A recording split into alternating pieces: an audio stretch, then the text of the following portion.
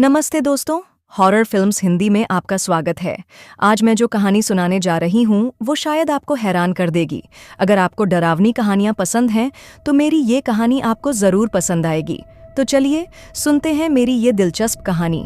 ये कुछ साल पहले की बात है, जब मैं अपने छोटे से कमरे में अकेली रहती थी। मेरे पास कोई नहीं था, सिर्फ मैं और मेरी चुप्पी। यह बात उस समय की है जब मैं एक नए शहर में काम करने आई थी। ये शहर कुछ अजीब सा लगता था। दिन में तो सब कुछ सामान्य था, लेकिन रात के समय कुछ अलग ही माहौल बन जाता था। एक दिन जब मैं ऑफिस से वापस आ रही थी तो अचानक मौसम बदल गया। तेज हवाएं चलने लगीं और आंधी का सा माहौल था। मुझे लगा यह कुछ खास नहीं है, मगर फिर जो हुआ मुझे आज भी विश्वास नहीं होता। जैसे ही मैं अपने कमरे के दरवाजे पर पहुंची, मुझे कुछ अलग सा महसूस हुआ। दरवाज़ा थोड़ा खुला हुआ था, जैसे किसी ने अंदर आकर छोड़ दिया हो। मुझे यह देखकर डर लगा, क्योंकि मैंने दरवाज़ा अच्छे से बंद किया था जब मैं निकली थी। खैर, मैंने सोचा कोई भूल से हो गया होगा और दरवाज़ा बंद कर लिया। लेकिन जब मैं अंदर घुसी तो मुझे महसूस हुआ कि हवा कहीं से आ रही है। मुझे लगा जैसे किसी ने खिड़की खोल दी हो, लेकिन खिड़की बंद थी। फिर अचानक मुझे किसी की सांसें सुनाई दी, किसी के गहरे सांसों का आवाज़, जैसे कोई बहुत पास खड़ा हो। मैंने इधर उधर देखा, कोई नहीं था। दिल की धड़कन तेज हो गई और मैं धीरे धीरे पलटकर पीछे देखने लगी, लेकिन कमरे में कोई नहीं था।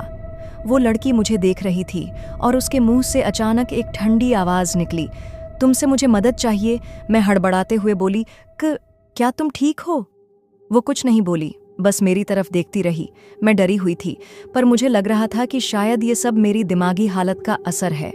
तभी उसने मेरी ओर बढ़ते हुए कहा, तुम्हें मुझे बाहर जाना होगा या मैं कभी नहीं जा पाऊंगी। मैंने डरते हुए जवाब दिया, तुम कौन हो? उसकी आंखों में एक अजीब सी चमक आई और उसने कहा, मैं एक औरत हूं जो इस कमरे में फंसी हुई है। मुझे मेरी मौत के बाद यहाँ छोड़ दिया गया था। और फिर अचानक वो गायब हो गई।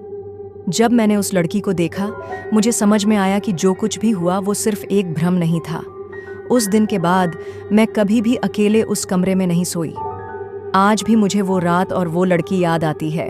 अब मैं उस कमरे को छोड़ चुकी हूँ और उस शहर को भी छोड़ दिया, लेकिन उस लड़की की आवाज़ मेरे कानों में अब भी गूंजती है। क्या ये सिर्फ एक सपना था या कुछ और? मैं नहीं जानती, लेकिन जो कुछ भी था उसने मेरी रातों की नींद उड़ा दी। दोस्तों, अगर आपको यह कहानी पसंद आई हो तो कमेंट करके बताइए।